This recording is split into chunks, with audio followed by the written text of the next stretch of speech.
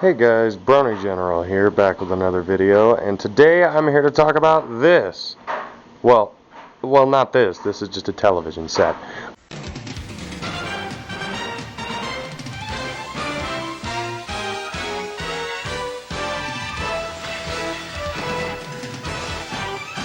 But what's on this? This is my in-home TV station. Now, I've made one video about this before. The UHF television station box and setting it up and everything. It was in my basement. But I feel like that video left some things to be desired, and like I can do a better job of it now. So let me explain myself.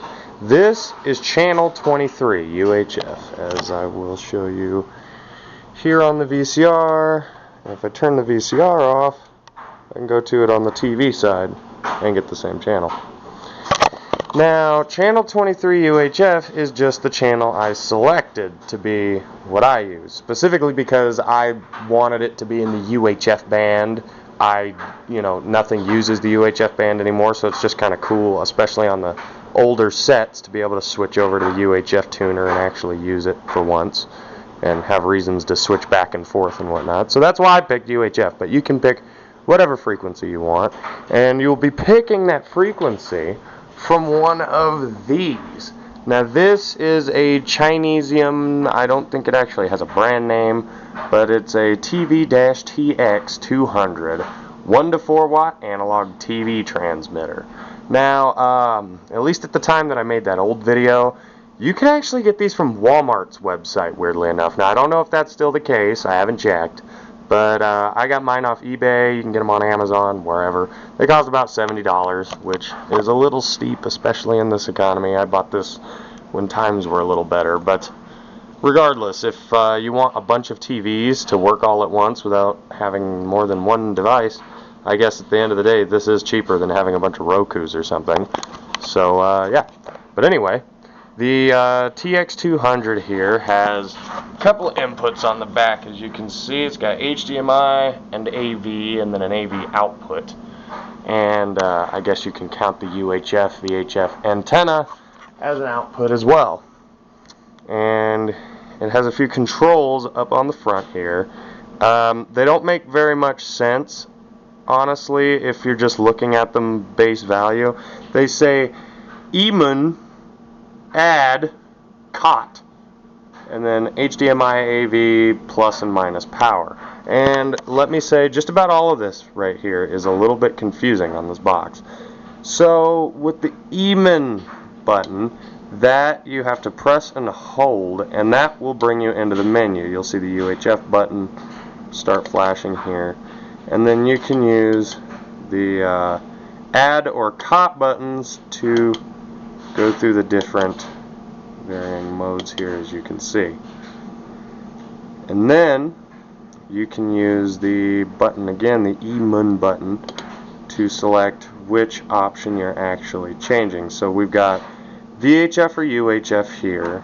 The next would be PAL or NTSC. Obviously I have it set to NTSC. I'm in the US. Then it will be the RF signal itself, which varies depending on VHF or UHF. It seems like only a few of these are actually within television channel bands, so you're relegated to only a few channels that'll really work, and it really depends on what television you have. Some pick up better than others. Then you have SIF here, and that would be the frequency that the audio is actually playing through. 4.5 seems to be what it wants from me. Now, I'm not sure if that might be different for somebody else, but like I said, at least for me, 4.5 megahertz is what it's asking for. If I change it from that at all, it just gives me no audio through the channel, and then I'll pick up the audio on a separate channel with no video. Anyway, once everything stops flashing here, the power buttons work, and this is actually backwards. So that would be your power level right here where it says 4.5. Now when I hit plus, it goes to 4.0, and obviously I can take this all the way to 0, here. 0 is actually 100% power. And if you see, we can go down to, I can't remember what the minimum is here, but we will see, I think the minimum is like 20 something, or 30 maybe. 31.5. That would be basically not transmitting at all. But I'm gonna go ahead and try and get the, yeah, Chinesium. You gotta keep just tapping the button. You can also kind of tell the screen on this thing, since it's been on for quite a while since I bought it. It's worn into a certain groove, so like for a long time it was set to full power like this, 0-0. But I recently found out that it seems to transmit a little better actually at 4.5 here. And as you can see, the 4.5 is brighter because the rest of the screen has worn separately from that.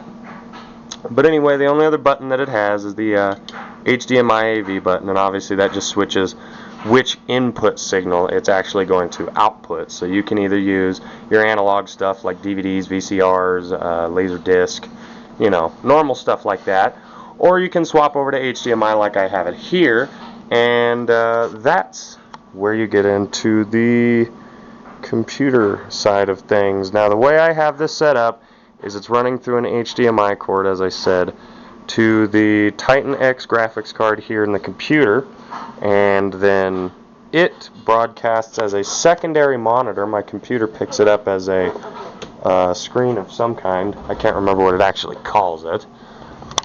And then it just broadcasts right here to a television. Now currently I've got Pluto TV playing something, but as you can see, it's actually just a computer screen here, and with the benefit of Linux, I have the ability to have multiple different wallpapers, making it look even more like this is an actual television station rather than a computer, which I think is kind of cool. And being that it's just a simple part of my main computer here anyway, I can switch over to it real quick, switch the content to whatever I want to.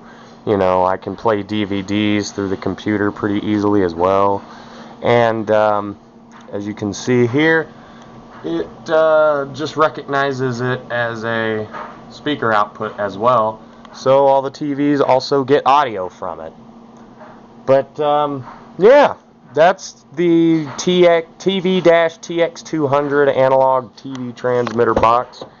The use of it, how it's set up, and all the things here. Little notes for these things.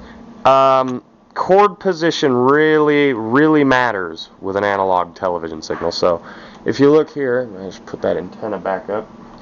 My HDMI cord is kind of floating here, and it's not, or it's making minimal contact with other cables. That's because it is very easy to get interference through this thing, and you'll be over here playing with the rabbit ears on your actual television set trying to get a good signal, not realizing that it's actually the box outputting an interfered signal already. So keep your cord, your power cord, your HDMI, whatever you're going to run to it, clear of other cables, interferences, signals that could possibly screw up the television signal itself. Other than that, if you're running VHF, I believe the antenna, you'll actually get better signal depending on what height you set it at, because at that point you're at a low enough band that the antenna length matters. But I'm in UHF, so having it at full length is pretty much the best option for me.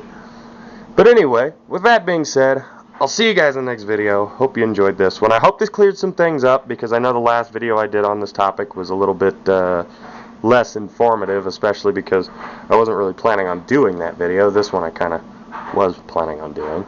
So, with that being said, see you guys in the next video. Hope you enjoyed this one, and I'm going to continue enjoying my TV station. I learned you get more for an LED screen than a plasma, cause apparently plasmas are old, and I didn't know that.